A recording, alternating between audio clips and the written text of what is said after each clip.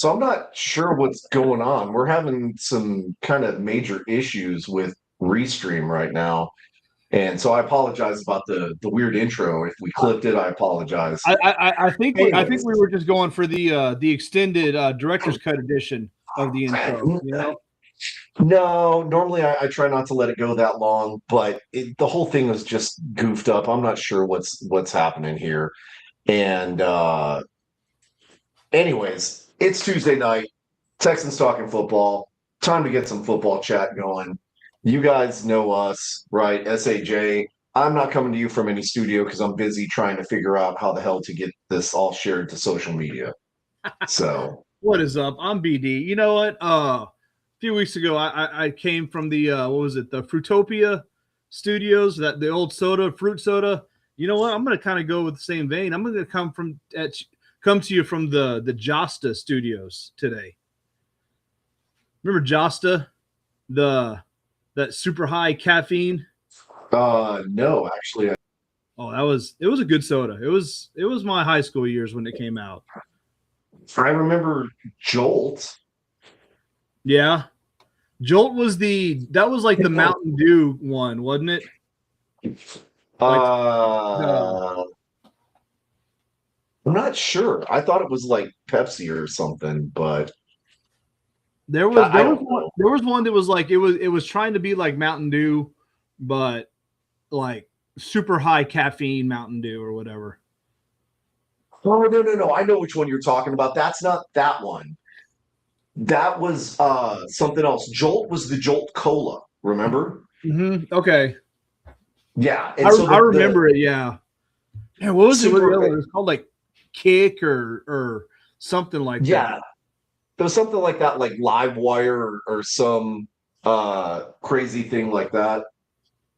Uh but anyways, we are obviously here not to talk about soda, but to talk about, football. And so, what better way to start the show off this weekend? Well, weekend, than to talk about this weekend with UFL and opening kickoff. So, BD, you actually went to Dallas to watch that game. I did. Why don't you give me a little bit of a rundown of what was happening with that game and how it looked and how it was different than, maybe like last year or anything like that?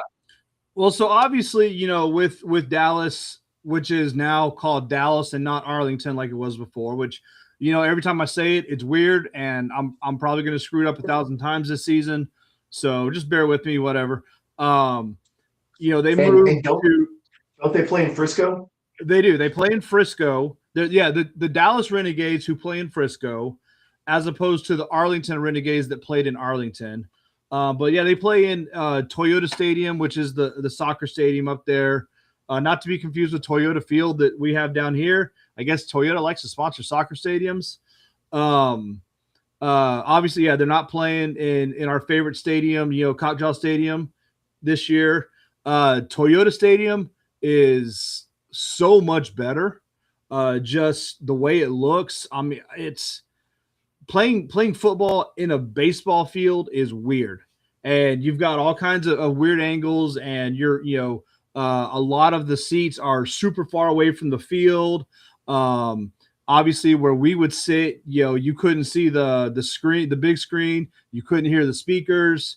None of that was an issue at Toyota Field. You had the big screens. You had two big screens on each side. You could see them.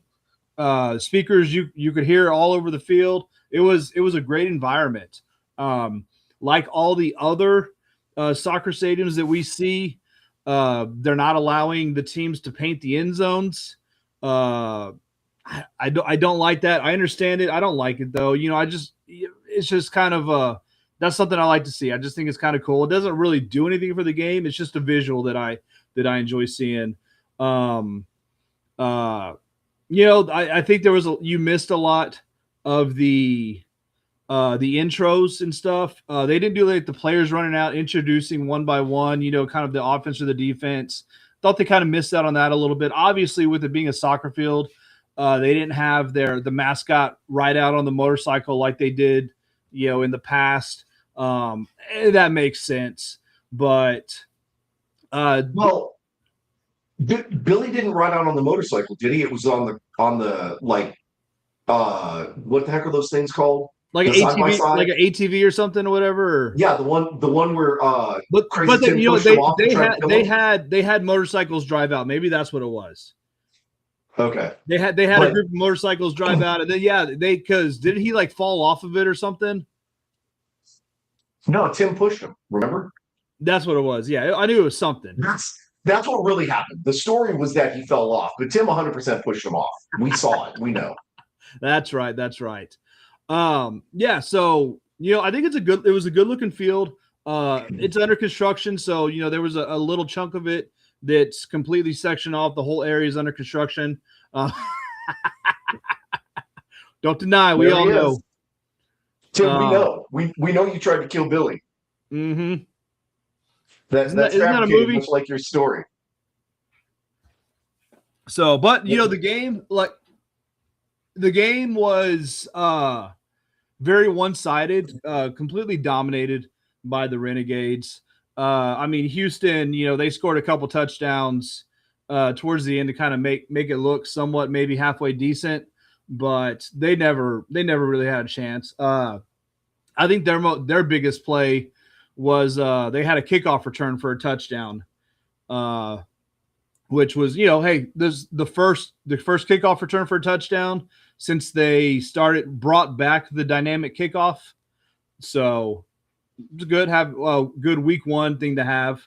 John Shea Kirkland, former Brahma, he had a really nice pass. He actually uh uh he was pretty quiet in the first probably 3/4 of the game. I think he only had one catch really.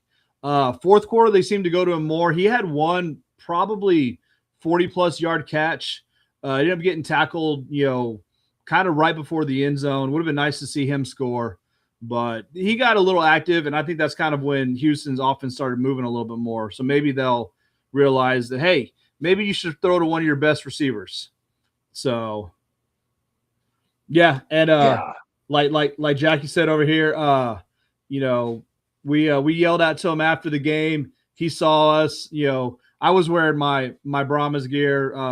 My wife was wearing Brahmas gear, and then Jackie was wearing her Renegades 210 Brahmasita gear. But he recognized us and did the bring your own juice with her. So that was actually kind of cool. Well, cool. Yeah. So it sounded like it was a fun game from a fan standpoint. You going and hanging out with the Banditos It and was, the other Renegade fans. and the Banditos, they were, hospitality, as always, man. It took care of us, fed us. It was a great time. We didn't stay, we weren't there super early for the tailgate. We actually drove in that morning. So, we got there about a little over an hour before kickoff. So, we didn't get to hang out with the tailgate too much, but still got to see everybody, say hi to everybody. And it was, it was a great time. It was just, great seeing everybody. And what Jackie said here too, that I did want to bring that up because this is something that it wasn't just something in the Dallas game. Kind of hearing it from a lot of fans across the league, especially St. Louis, is there's very little fan engagement during timeouts and breaks and stuff. Last year, we had the Simba cam, the flex cam. You had all the chocolate toss. San Antonio had. Each team had their kind of version of that. Guess the shell game where you guess the football over the helmets and stuff. Stuff like that you get the fan involved. They didn't have a lot of that. They had an air guitar cam in the fourth quarter, late in the fourth quarter. And they had like a dance off kind of thing, and that they had a couple t-shirt toss. That was it. So it was real, during the timeouts, it was real lacking. They had their, he calls himself the Pebble, but I call him the Timu Rock. He was kind of emceeing every break, and dude, I know you saw him last year. He is completely leaning into this, fake rock persona, dude is even trying to sound like him now, the way he talks with his mannerisms and stuff. It's it's not Nice. really, but it's kind of weird. Uh, but yeah, and I think that's something So too that the league is probably going to need to look at and hopefully adjust as the season goes on. Listen to the fans, listen to them say, "Hey, we want some more stuff to happen during these timeouts and breaks to get the fans engaged, to get them involved in the game." I think that's important. yeah, I don't disagree. I think it's extremely important for the fan engagement if you're going to try and put together a quality product out there. I, I don't know, man. I've told you before, I'm not going to necessarily bash the UFL. I want to, take the uh, the route that you had said before the show and kind of give it the benefit of the doubt. But from a fan standpoint, watching the updates and everything, what I saw this weekend was one good game, two decent games, and one kind of bad game. Right. And what I mean by that is it was extremely lopsided. I didn't see a lot of what we were kind of expecting to see as far as these huge point differences, if you will, or high scoring games or anything like that. It really was kind of the rules that were put in place didn't really seem to affect anything this week. And so I'm holding out hope that maybe in the next week or two, when the teams start gelling a little bit more, like you Yeah, had said, that we're going to see some of these, tighter games. But like, for example, Louisville and the Stallions, right? Stallions win 15-13. You didn't, 319 passing yards to 266 passing yards. I'm sorry, 207 to 226. Uh, there was, some really good rushing on Birmingham's part, but only yeah. 15 points. Like a little bit of disparity there as far as the results. But that's not to say it was It was bad football. it was a It good just game, but wasn't it kind was a of. slow offensive game, and I think you saw that in a lot of the Mhm. games, especially DC and St. Louis. DC scored 10 quick points in the first Oh yeah. quarter. They didn't score for the rest of the game. St. Louis, 16 isn't Mhm. a whole too terrible lot. Then you saw Dallas put up 36 points. Orlando put up 23. And then kind of all the rest were in the teens. But you see that a lot, especially like I said, you have to remember these teams have been together for a month now. So, a lot of If times you get if the defense clicks a lot quicker than the offense does. Offense takes a little time. You did Mhm. see some of the new rules, a lot of 1 foot out of bounds catches with the new 1 foot down rule. Saw a lot of those this week. And Mhm.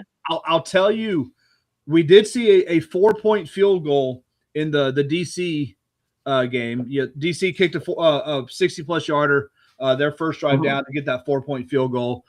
I'll tell you the rule that was utilized a lot, or we saw a lot, was the no punting after the 50-yard line, and it was actually really interesting to see, because you had a team that was at the 48, 40, 45-yard line or whatever on that side, had a third down along, well, a lot of times Mhm. you'll see a draw play or something just to, get a couple yards or whatever to kick a punt. Well, they didn't do that this time. You had to be a little more aggressive to go for it on the third down because you have to go for it on a fourth down. So you could see the strategy, and I really liked seeing that. Seeing the teams do this kind of, it incentivized you almost a little bit to be a little more aggressive on the third down. So you have to go for it. So you don't have like a 4th and 15 or something. So I actually really, really liked the way that played out this week. A couple teams got kind of screwed and they got penalties, got backed up to maybe like the 40 on their side, on the backside, and had to go forward or whatever. You saw some teams kind of it messed up on them, but I think Mhm. for total like all the week, I think that rule change was actually a huge success. Yeah. again, I can see that. I like the fact that history in the making. You saw a 60-something yard field goal, and cool, right? 4 points, gimmicky, but I mean, on the same token, for somebody to kick a 60-plus yard field goal and Yeah, hit it right down the middle, yeah, yeah. I'll give them the 4 points, dude. Like, let's be honest. Okay, You know it's what? not Hey, like everybody everybody can go up. everybody said the XFL, the original XFL, the dynamic kickoff. They said that was gimmicky, and then the UFL, the NFL adopted it 2 years later. So Yeah, yeah. So again, not anything against it. If it works, it works, right? So more power to Rapoli and the UFL for taking a chance on something and it actually working off on opening weekend. yeah. But again, outside of that, it was okay football, right? The Dallas game was not okay. Houston I will is say, not okay. as much of a lopsided game as that was, it was cool for Dallas. Obviously, the big news was uh, Austin Reed starting over Perez. The king of spring. So Mm-hmm. I know they had said going in that it was going to be an open competition, and but everybody thought that the Perez was going to get the start because again, he's been doing it forever. He is the king of spring. Well, Mm-hmm. Austin Reed made those people like curious about that kind of rethink their thoughts real quick because the man set Mm-hmm. a regular season UFL record for passing with 376 yards, I believe. So it was a great game by him, and I believe two of his touchdown passes. I know one for sure, but I'm pretty sure it was two of them went to Greg Ward Jr., former Brahma. You're welcome, Dallas. So Former commander. yeah, you're welcome, Dallas. Okay. You're welcome, Dallas. So all that to say, decent football. We'll run with it. I'll give it a chance to let the teams kind of gel a little bit. I think you went 3-1 on your picks, and I went 2-2. Yep. And so this next week we've got DC at Columbus on Friday, and then Louisville versus Orlando on Saturday. The Ponies versus the Gamblers on Sunday. And that one's definitely going to be a game that we're going to want to keep our eyes on as far as attendance, because not only is this, Birmingham and Houston. Now, the Birmingham fans aren't going to matter because, they're probably not going to travel on Easter Sunday to go watch their team play in Houston. It's not like it's right next door. But, is Houston actually going to show up and support their team? They started out very rough. Is this a bounce back game? What's going to happen? And the game got flexed to make sure that people, well, probably to make sure people showed up. I think they will show up at least until halftime. Because you remember who's performing the halftime show? Chingo Bling, something like that. I don't know. Ludacris. That's true. Who isn't even from Houston? Who isn't from Houston? But hey, you know what, dude? I was really debating on driving up there for that game just to go see Luda because I like Luda and my wife loves him. So we were talking about going to the game. We're actually not going to, but if it wasn't Sunday afternoon on Easter, I would go myself just to see Luda. But then again, you're going to get the same thing you did at the Kings game. People stayed till halftime and then left, right? So I definitely am going to be keeping my eyes on attendance the next couple of weeks as the fun and the halftime shows and everything kind of fade out. I want to see if people are still sticking around. If people are still you did mention you did talk about attendance, and then Warren came in here. He asked this question. Warren, yes, they announced the attendance. I'm going off of memory here. So Louisville was 14,000. St. Louis was 31,000. Dallas was 8,500. And Orlando was a little over 11,000. Yeah. So yeah, St. Louis was 31-191, Louisville 14-034, Orlando 11-127, and Yeah, Dallas 88-70, like you said. So not bad numbers for opening weekend. However, again, and we haven't even talked about TV viewership yet. The St. Louis game was, I believe, the largest watched game I think in something like UFL history. it It was was it was almost a yeah like million nine people. hundred 85,000 people. I don't know if it was the largest because I'm pretty sure Mhm. one of the games has gotten a million views at some point, but it was a large viewing. So but Okay. Well, yeah, we'll have to go back and I, check that, but it I was don't know. I don't remember what it was, but it was a somebody great posted it. viewership for that one. So Yeah, somebody posted it, which is why I remember the numbers specifically. They just posted it earlier today, and I just can't remember who it was. But all that to say, we're tracking right now with kind of what was expected. Maybe a little bit less in some areas, maybe a little bit more in others, but we're tracking. Like St. Louis wasn't really projected to bring in 31 opening I weekend. I That was think more around like 25. But I think St. they Louis, were people were okay. So yeah, Big Daddy Ed right here, second largest viewership in ESPN viewership. So that's what it yes, was. So I knew it was that's what something it was. like Second that. largest. So obviously Fox and Yeah. ESPN they have different. So I'm curious about what the Mhm. largest Fox viewership was. You know, see if it's close to Well, that. we'll have to find that. But in the meantime, so, we've got games coming up this weekend. Here's going to be another big test, right? St. Loser at Dallas Yep. on Tuesday. Okay. And why are people crawling around on the floor in front of my studio?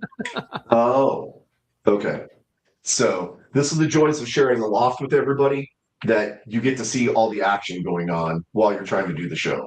So welcome to my There live you go. entertainment.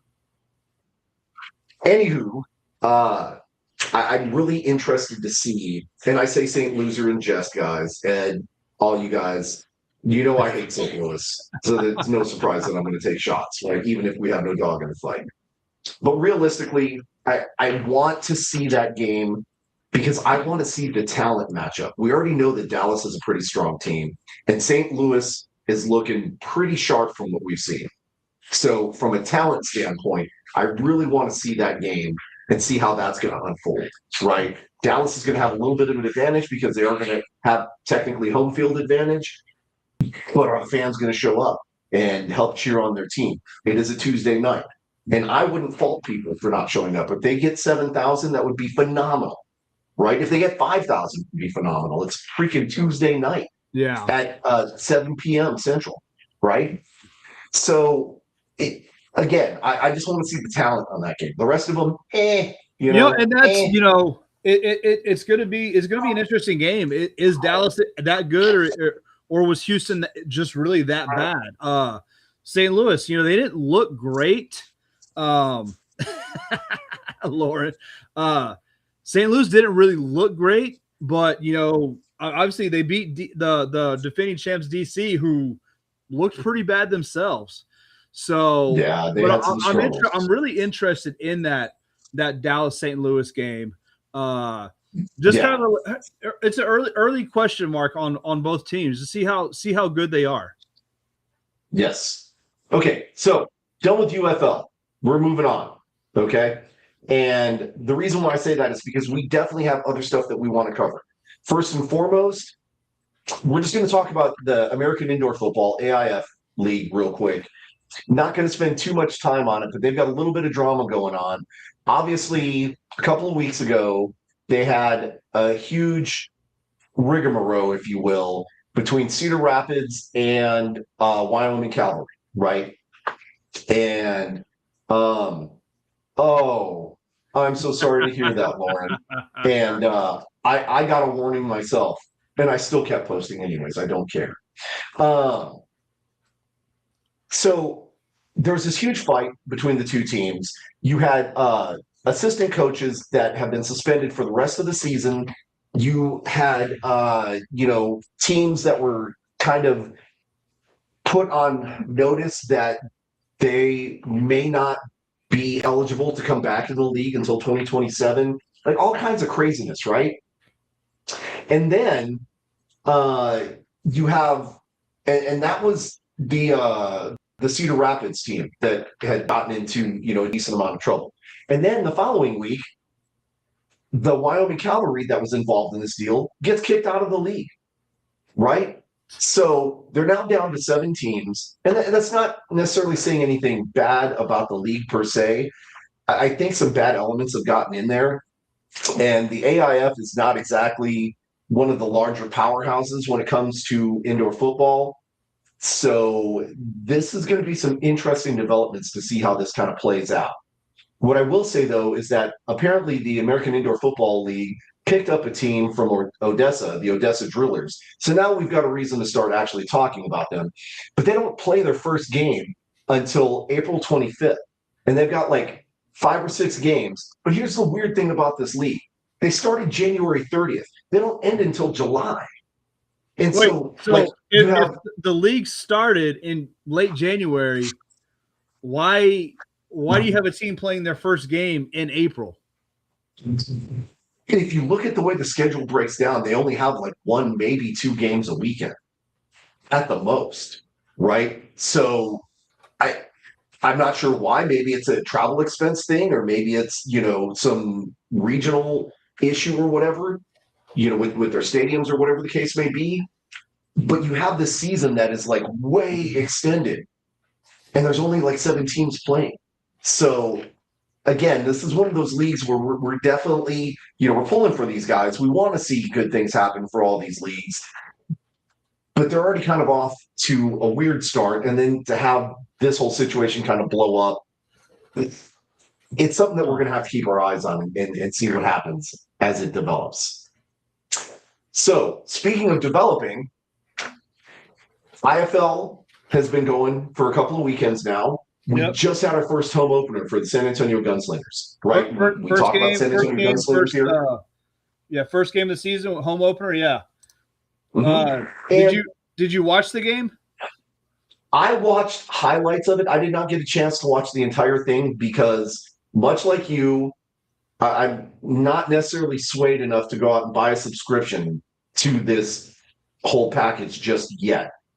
That's probably going to change. So, I attempted to watch this game. Okay. Because they've got a deal. They've got a couple TV. So they've got a deal with Yahoo Sports, where one game is one game a weekend is airing live or something on Yahoo Sports. It's Okay. free service there. If you have the app or whatever, you can watch them. It was the Sugar Skulls game is the one that was on Yahoo Sports. So Okay. the other way to watch was I forget what. Overnight is their streaming partner they have, where they would direct you to the Overnight page. So last year IFL, they tried their own streaming service, whatever. It was like $25 for the year. I think it's $25-$30 for the year, something like that. Something like that. Yeah, the Overnight streaming service is $12 a month. $12 a month. There's 20 weeks in the regular season of the IFL, and then you have playoffs. So you've got 5 months of football. So you're paying $60, $70 to watch these IFL games. I wasn't going to pay $30 for the season just on principle. I sure as hell am not going to pay over twice that, just for the value of it.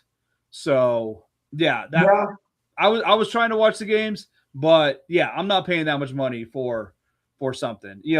I'll watch maybe one game a week if I get to watch the Gunslinger. So, we've talked about this. They had originally worked out a deal with FanDuel. They had announced a few months ago. I wish they would have kept that, because I've got FanDuel for the Spurs games, and I would have kept that to watch the Gunslingers play. Well, And I don't disagree with you. I probably would have tuned in and gotten a FanDuel subscription myself. I think what it was that this is probably a better deal from a business standpoint for them, but isn't necessarily maybe tuning in to or tuning in. This isn't turning out to be exactly what they thought. What I did do though is catch some of the highlights, and overall, the San Antonio Gunslingers look much better than what they did before. Real quick, shout out to Chris Masters, who's watching us over on the Instagram. So good to see you, buddy. Nice. Back to the Gunslingers. Uh, again, it, they had some struggles, right? In the first quarter, they were able to keep the score down 3-0, which is pretty amazing. But then, Tulsa got a pretty quick jump. Well, I'm sorry, they got a late jump on the Gunslingers towards the end of the second quarter, but the Gunslingers rallied back with about a minute and a half. They got 7 on the board, but then Tulsa gets a field goal, right? So it goes into the half 13-7. And then, Tulsa scores again, gets ahead. San Antonio comes back, and then they get the Rouge point. Remember, that's the extra. I think it's the extra point for kicking it through the uprights on the kickoff. The I deuce. love that. Yeah, the deuce. Dude, But it was only 1 point. I wish It was more only 1 point in league. this league. Oh, it's just 1 point? No. It's only 1 point in the IFL. It should be the deuce because it's just cool to say the deuce, right? It is the deuce. There. No, it's according to the score here. It's 1 point. So going into the beginning of the fourth quarter, maybe is it the NAL? Whatever, I don't know. Because IFL had the deuce. They were the ones that started it, and then right. I think they went back to 1 point because that's what it is on the scoreboard here. So that's dumb.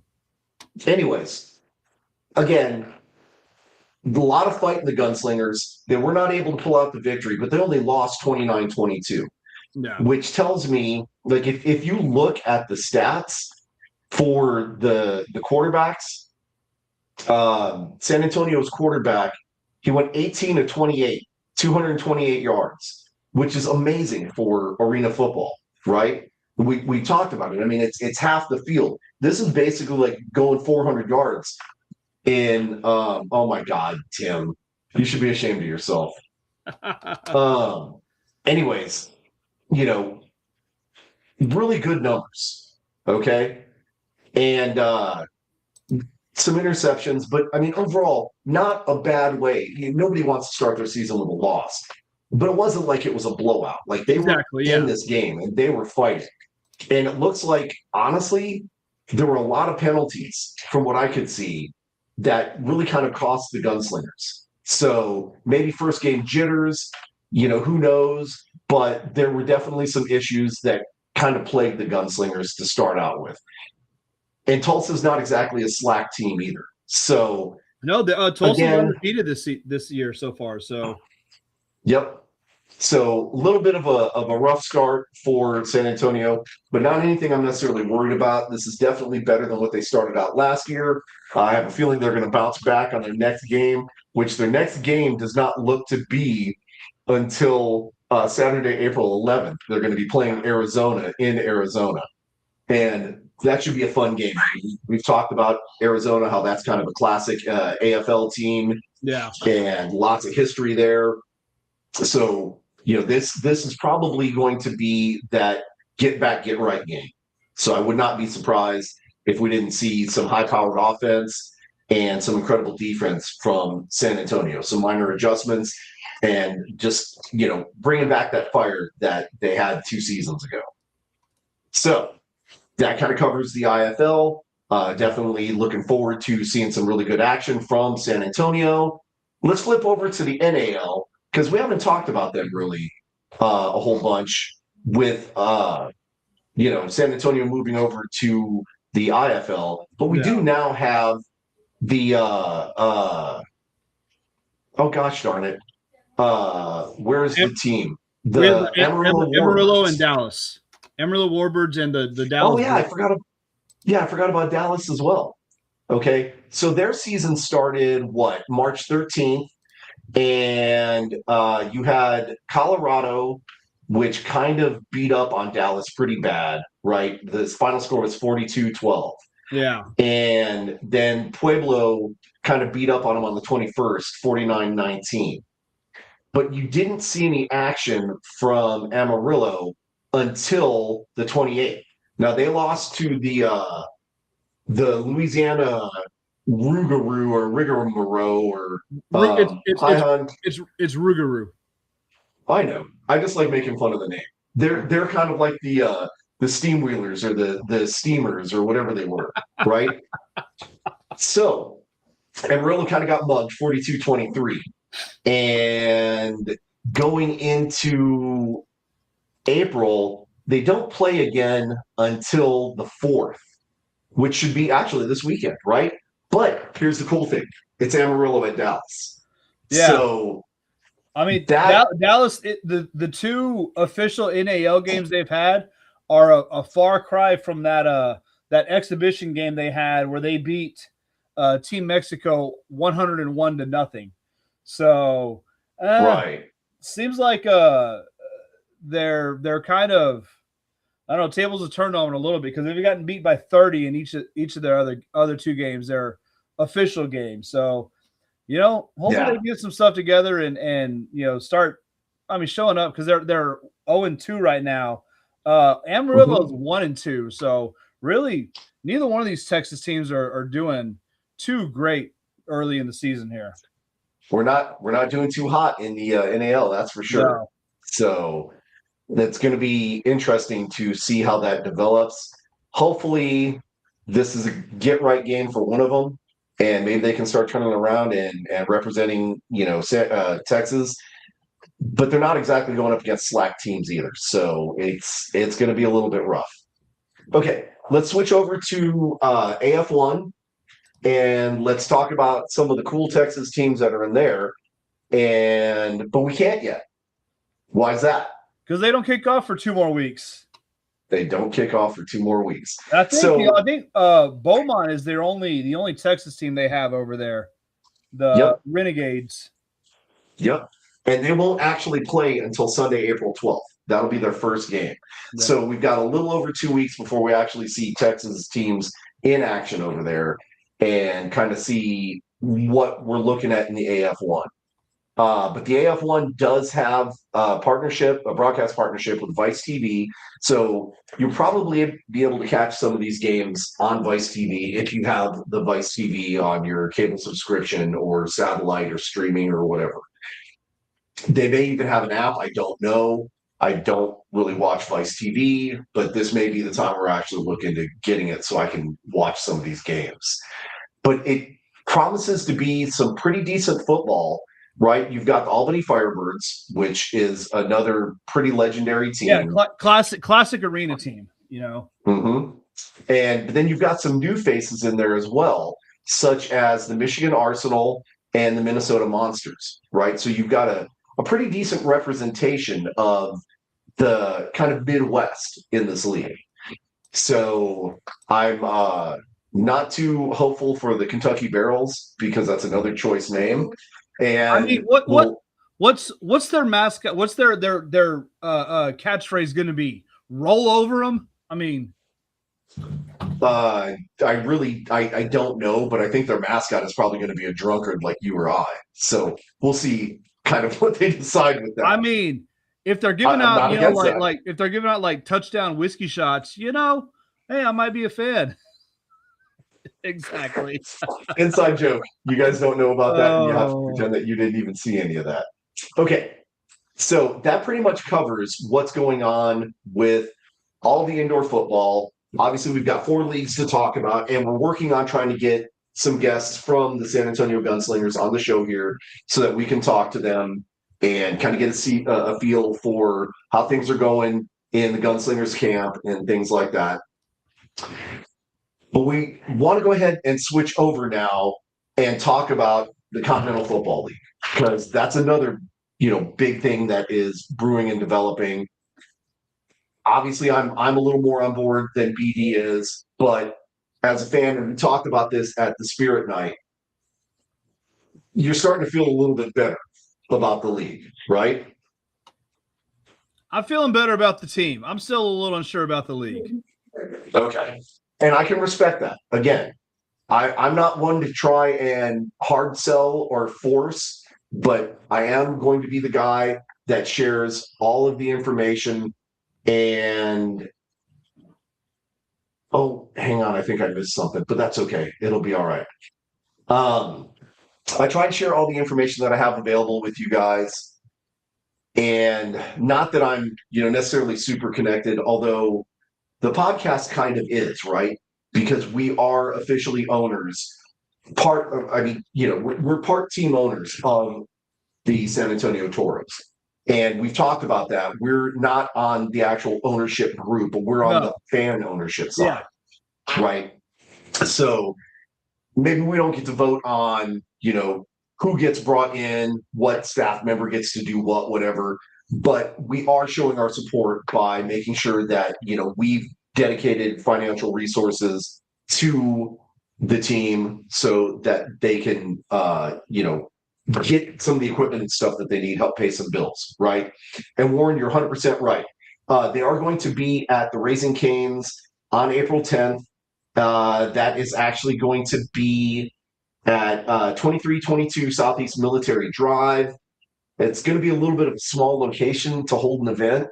I think overall it should be really cool. I mean, we had that great event over at Smoky Mo's. Yeah, I mean, really, Smoky Mo's has the that patio, but really the inside of it's probably not too much different than the Raising Cane. So you're right. You're right. That's fair. Yeah. And the patio should be big enough. I mean, I don't want to make it sound like I'm downplaying this in any way, shape, or form. I'm actually excited for all the different locations that they're choosing, not just, sticking to one side of town or to certain venues that necessarily happen to be sponsoring, but they're spreading the love. They're going everywhere.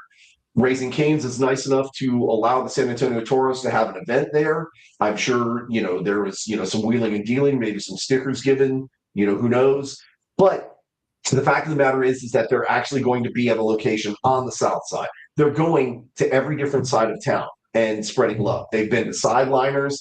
They went to Smoky Mo's. We're going to Raising Cane's. I'm sure in the next couple of weeks, we're probably going to be over on the far west side somewhere, Claiborne 1604 area. So they're going everywhere to go meet with the fans. And this is super exciting. We're very fortunate. And again, shout out to our friends over at Texas Sports Productions for all the love and all the support and coming on the show when we did our live event from Smoky Mo's there, and also helping get legendary coach Jerry Glanville on our show. Guys, that's huge. Not just because of who he is and what he's done and all the people that he's pissed off in NASCAR and all that good stuff, but also in Houston being, the Oilers coach and all that. But the fact that he went on our show, and this is a guy who doesn't do podcasts, apparently. I found out afterwards. He said it, I thought it was a joke. And I was like, okay, coach, yeah, okay, no podcast. Thanks for coming on, right? No, it was verified by 3 other people, 2 of which in his party, that said, coach doesn't actually do podcasts. He'll do interviews, but he doesn't do podcasts because he's just, that's not his thing. So for him to come on our humble show, it is mind blowing. Yeah. Right. That was really cool. And Tim, no, not far west, because that's not far west. That's actually northwest, sir. I have to get Tim a compass. Junction is northwest. Junction is northwest. Junction is more west than it is north. North is Amarillo. Junction is west going out to El Paso. That's west. You're going northwest. It may be west northwest, but it's still northwest. Whatever, dude. I'm gonna buy you a compass too. I'll show you. I'm gonna buy you a map. All right. I'm gonna buy you an atlas. I'm gonna buy you one of them Rand McNally like 300-page atlases just for South Texas. Anyways, lots of stuff going on. We've got the event April 10th. There's a whole bunch of other cool stuff that's going to be going on. I just want you to see there's where Junction is. Look how much north there is. There's a whole lot more north. There's a whole lot more north than there is south. So you could take your northwest and shove it. Bro, that's northwest. No, that is not northwest. Oh my God, look at the compass on there, bro. Just because you're turned and headed to the northwest direction doesn't mean you're in the northwest. All right. Oh my gosh. Okay. That's because they don't make an I-10 Northwest guy. Anyways, you're arguing about compasses. It's important. We're talking about the fan ownership, right? The current goal for the San Antonio Toros is to get to 50K. We're already 30%, right? So they're over 15,000, and that was as of March 28th. So that number easily could have gone up. So people are buying in. People are throwing in their money, throwing it, behind this product because they believe in it also. And I truly believe that we're going to get to our goals. And I love the fact that this is a fan-owned team. I love this business model. I've talked about it a million times. I've talked about it until all of you got sick of me, which is probably not that hard. But I love this business model. This puts responsibility and ownership in the fans' hands. And for a city like San Antonio that has been passed over by so many other teams and so many other leagues and just kind of, played against other places for millionaires and billionaires to get what they want out of the deal, this is kind of nice that we actually have some ownership. We have some say-so in what happens here. So I'm encouraging everybody to continue looking into this league. Check out some of the sponsorship options. You can buy season tickets. And here's the best part, right? Just buying season tickets alone, you can still buy ownership into this team. Think of it as an investment. You're going to buy season tickets anyways, right? So why not get in at the $100 price point? That's the lowest that you can get in. You get your 2 season tickets, you get ownership in the team, and you get some benefits that others, regular season ticket holders or regular game ticket holders would not get, right? So look at it from that standpoint, that you're getting benefits that other people are not getting. Don't even worry about the financial aspect of it, right? It's an investment. It's like putting $50 in the bank and then forgetting about it, right? So let that sit there. Don't think about it. Don't worry about it. But think about the cool stuff that you can get. You get access to other things, or to swag, if you will, that other people aren't going to get, right? But check it out. Go to their WeFunder page. It's WeFunder.com/san.antonio.toros. All the information is right there. I'll let it sell itself, right? This is a horrible, horrible analogy. Okay, Tim, you should be ashamed of yourself again. But here's some other stuff. He's not. He's not. Did you by any chance happen to catch the interview with our coach Bedwell on the X-Fan show? I did not. You missed out because I immediately jumped on and started talking trash. Of course you did. I 100% jumped on and said, Coach Bedwell, it's great to see you on the B-League show. I mean, 100%, right? Shots fired. And we love Spurge and A-Train, everybody over at the X-Fan show. They were quintessential for helping get Texans Talking Football off the ground in the first place.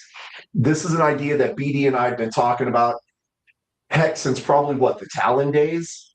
Yeah. But never actually did anything. It was all just an idea. It was never anything until I happened to go on the X-Fan show because of you and I jumping on the St. Louis fan pages and talking trash and getting noticed. And then that developed into Texans Talking Football and then into Horns Forward. And now the Snap Decision podcast with Lauren from the My Panther Pride. My Panther Pride, which is now going to probably be maybe not be called My Panther Pride, but this has afforded those guys an opportunity to bring their show back to support the Michigan Arrows, right? So I don't know if we had a chance to talk about it a whole bunch, but we have the 8 teams, and we knew it was coming. We just didn't know exactly what teams were going to be where. But so now we've got the North Division and the South Division, right? We have Cincinnati, right? That's the I almost said Cincinnati Reds. That's not true at all. It's God dang it. What are the teams? I'll tell you here in just a second.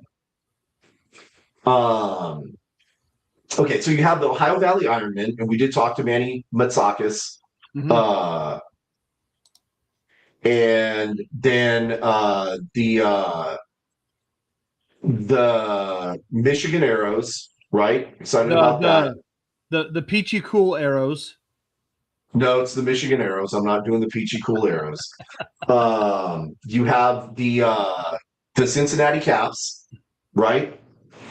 Is it the Cincinnati Caps? No, it's Indianapolis Caps. And what is the other? Anyways, I was not prepared to be put on the spot. So I know the South teams for sure. Okay. You've got Fort Worth Braves. You've got the Tall City Black Gold, which is in Midland. You have the Texas Syndicate, which is going to be playing in Austin, Pflugerville area. And I'm actually kind of excited to see their stadium. It is a high school stadium. However, it is a very large high school stadium. I think this thing seats like 10,000, which is insane for a high school stadium. But that goes to show you how big football is here in Texas. That's high school football in Texas. So Yeah. And then, of course, we're going to be playing at the University Incarnate Word Gale and Tom Benson field. I thought I was going to say center, but that's not right. It's the field. the field. And that's going to be exciting because that holds about 10, give or take, right? And they're actually going to be bringing in, more seating for the end zones they're talking about, right? So you could potentially be in an end zone seat and see the San Antonio Toros score the first touchdown of the season and have them jump into the stands with you. Probably now they'll probably go up the stairs and go in because I don't know that it's going to be like a regular, with the padding and stuff. And we don't want them to jump and get hurt. That would be crazy. But again, the development of this league has been very fast paced over the last couple of weeks.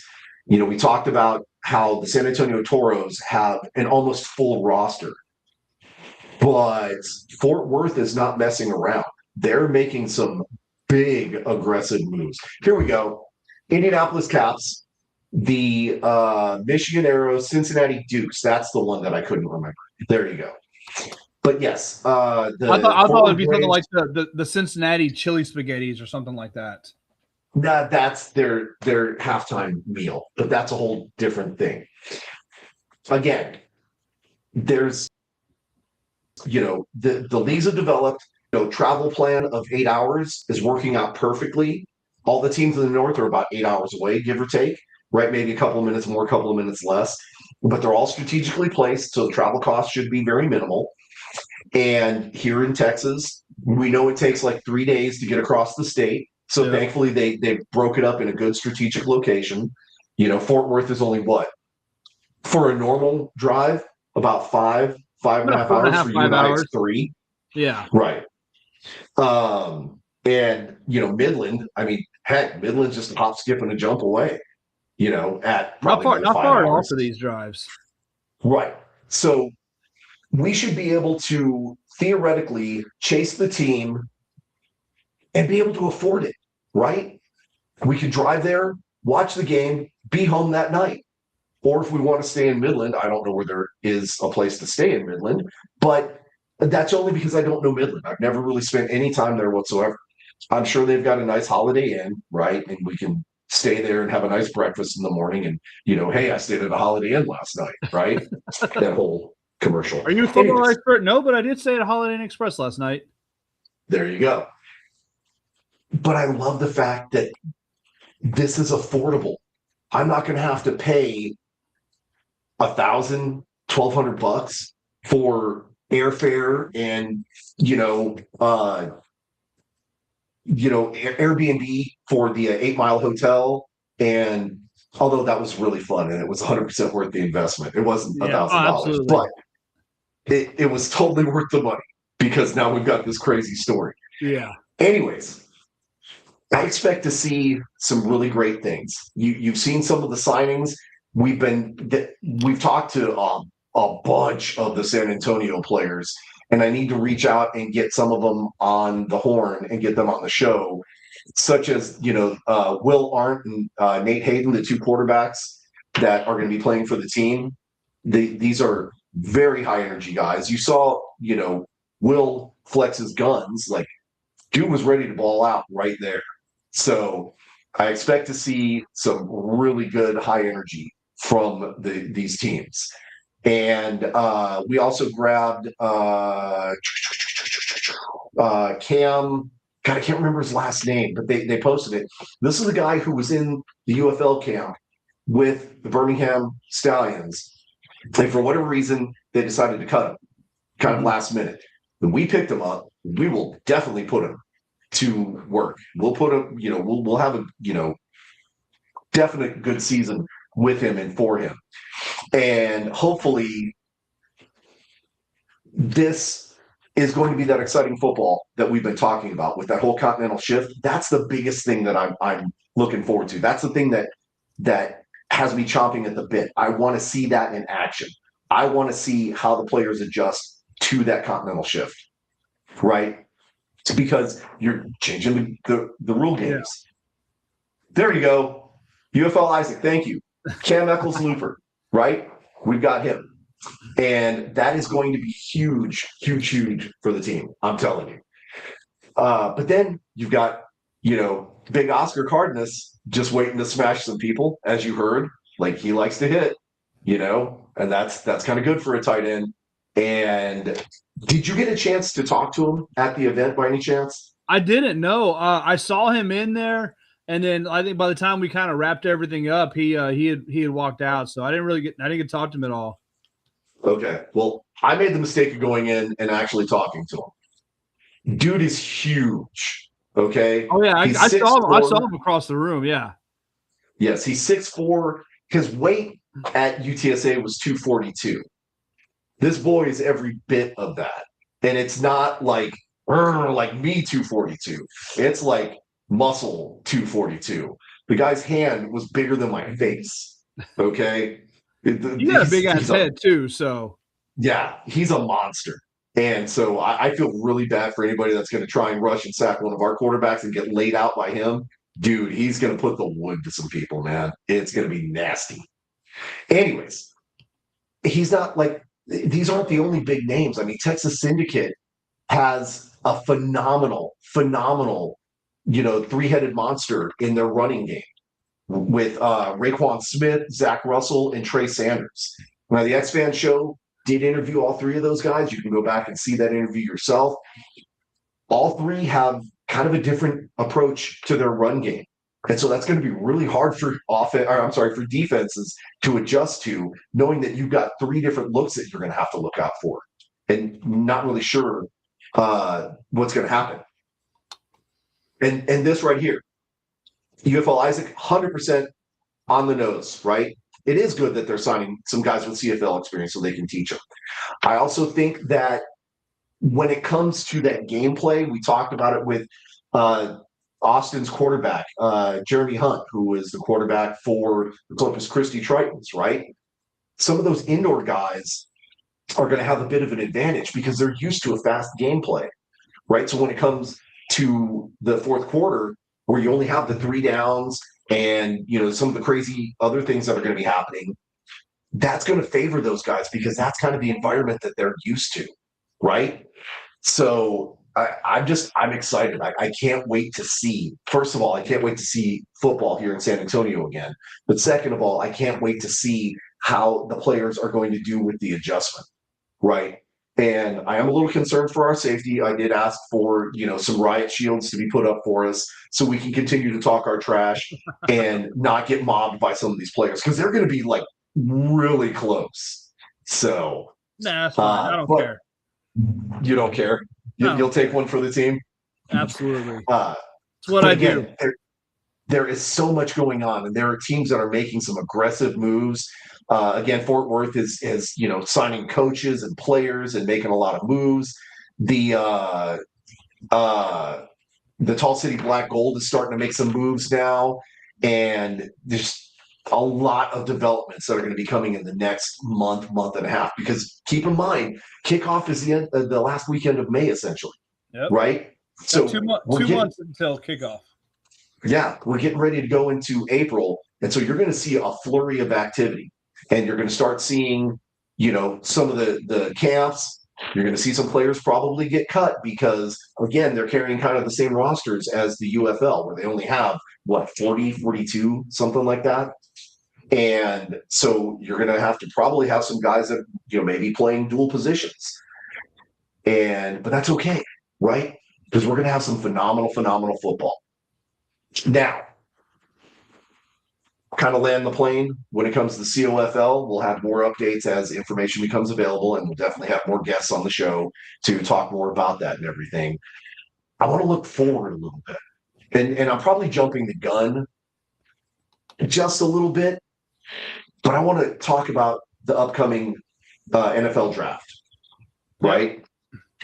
And when is that? Do you remember? That's the at the end of the month, end of April. I believe it's like 4 weeks away.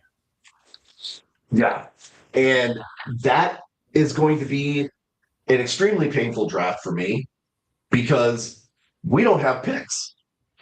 Like I don't think we get to pick until like 2030. Because it's stupid Michael Pearson's or whatever his name is, right? And I know there's been talk about, is he going to come back? He apparently is ahead of his, rehab schedule. But that just means he's able to walk without crutches and stuff right now. I mean, who knows if he's going to come back the player that he was before? And is it going to be worth, did we risk it for the biscuit, and did we get the biscuit, or did we get the dog biscuit? Right? It remains to be seen. Obviously, Micah Parsons at his prime, at his best, is a generational defensive player. With an injury like this, you never know how he's going to come back. There's been some that have come back, and it hasn't affected them a bit. There's been some that it changes the entire trajectory of their career. So, we don't know.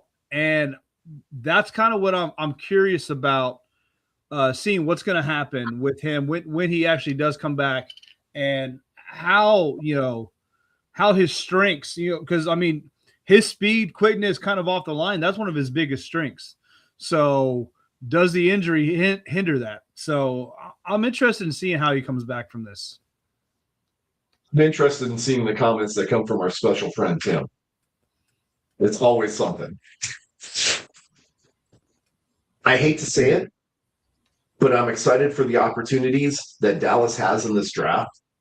This may be the year that they actually make a difference, right? You may get the Cowboys as being a force in the NFL again, not just, a threat for the first round and one and done, but they may actually, if we're lucky. Okay, you know what? Right. I've been impressed with everything they've done so far this offseason. Obviously they re-signed the running back, which was huge. And then it's all been defensive players. The biggest question mark right now is George Pickens. Obviously, they franchise tagged him. They kind of talked to the coaches, unsure if he's going to be at minicamp. The mandatory minicamp and stuff.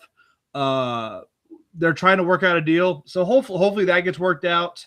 but all the other signings are defense. Hopefully the draft picks are defense because Cowboys have the offense to stay with anybody. If they could just stop some people, it'd be a damn good team. So it seems like they've made a conscious effort to bring in players that'll stop people. Poor Rick taking shots at you. Don't build up your hopes, man. I can't help it.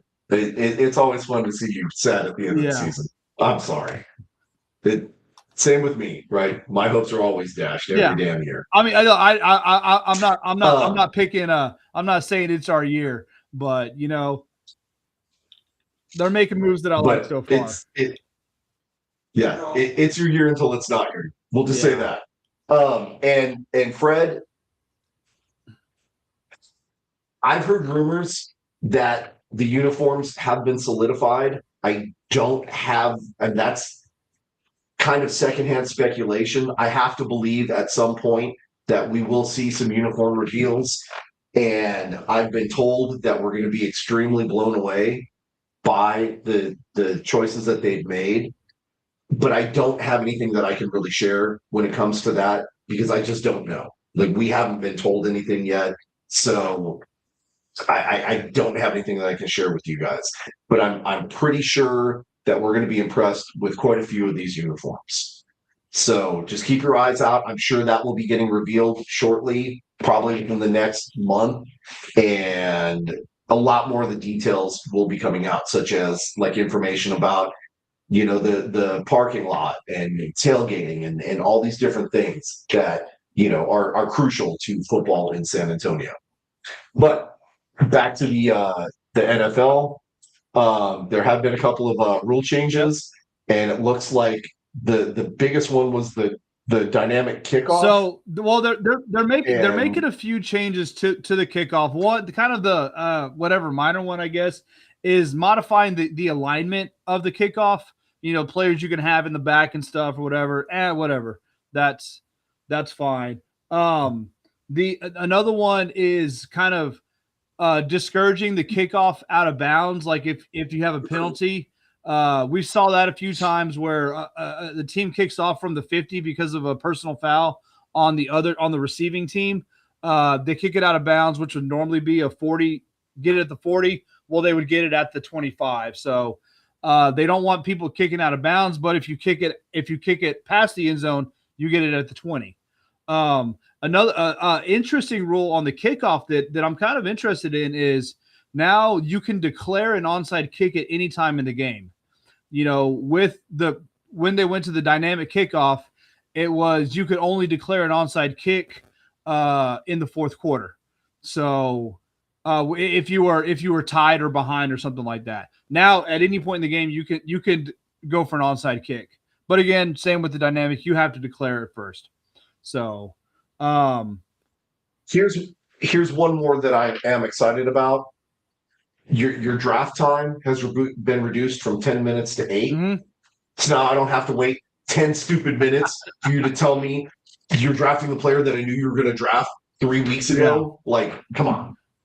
So that's good. Another interesting one is the booth can consult with the refs on like fouls and ejections on plays mm-hmm. that the refs don't see, stuff that happens kind of after the play or whatever. You know, they talked about you know, if your refs are away and a player's getting into a fight and someone throws a punch or whatever, if the refs don't see it, don't throw a flag or whatever, they can't do anything. Now they can review that. They can disqualify a player for something like that. And even in an instance like with DK Metcalf and the fan that he slapped, you know, the league, the booth can actually review that and disqualify the player for that as well. So not just stuff that's on the field. That's going to be huge. The last change, which I know you're going to love because you've got a history with this, is assisting the potential replacement refs that the league is talking about hiring because of their agreement that they're trying to work on with the current referees. You, as a Packers fan, had some experience with the replacement refs many years ago. I think the image that we all saw and loved of the touchdownception at the end of the game. Yeah. Well, now the league, the booth can step in again and assist these refs and say, no, you're an idiot. You got that play wrong. This is what you should have ruled. So change your call. Yes. Which, that case is only for the potential of having a replacement refs. They should probably just do that across the board because honestly, the refs still suck and they need lots of help. So, I don't disagree. I know there's one certain ref that we would love to see from the UFL make her debut on the big screen, but we'll keep that kind of PG-13. But anyways, okay, so we've got the draft coming up soon. We've got obviously football happening this weekend. We've got events coming up with the Toros that we definitely are going to make sure that we're promoting. We're going to try and be on site for. And we were not able to cover it, but we're going to try and do a better job of covering some of the open practices with the Toros because we want to show you the level of talent that's going to be out there. I know some of the players were gracious enough to donate their time for these tryouts for some of the hopefuls. And from what I'm to understand, and some of the highlights that were shared by the Toros media group, there's some talent out there for sure. But oh my gosh, look, your catchphrase, Blind Dino. It has caught on. Blind Dino. Yes. Anyways, okay. You know what? I think that's about it. Speaking of catchphrases, catching on. So yes. I was watching. It was the DC St. Louis game, and they were talking about a social media post that the DC made, and they called the St. Louis the Battle Chickens in that social media post. That was us. These guys. We started that 3.5 years ago. Yep, that's 100% us. So I'll take my kudos on that one. And that's about it. But all right, well, we are way over on time. So probably go ahead and just land the plane here because, I'm sure there's sports events on that we want to watch. And I think I need to get to bed at some point in time. But that being the case, guys, make sure you watch some football. There's going to be plenty going on this weekend. Arena football, you've got UFL. The COFL is, kicking it into high gear here very, very soon. So make sure you stay plastered to social media so you can see everything that's going on. Again, shout out to our friends over at Texas Sports Production. Thank you guys for all of your support. Our friends at Alternative Football Network for all the support that you guys have given us. Our friends at Pro Arena Talk who help keep us connected with everything that's going on with the indoor football leagues. And, of course, our friends over at the X-Fan Show for being the second best, alternative football show on the interwebs. Texas Talk Football is first, of course. You guys know that. I want to thank all you fans also for all your support. This is episode 148. Brian, we're almost two away from 150. Almost at 150. That's that's like 3.5 years of us talking football, man. And it never gets old. I love it. Every single episode. Yep. So, that being the case, you want to give a signature sign off? Because I got nothing. Did we lose you or did you lose me?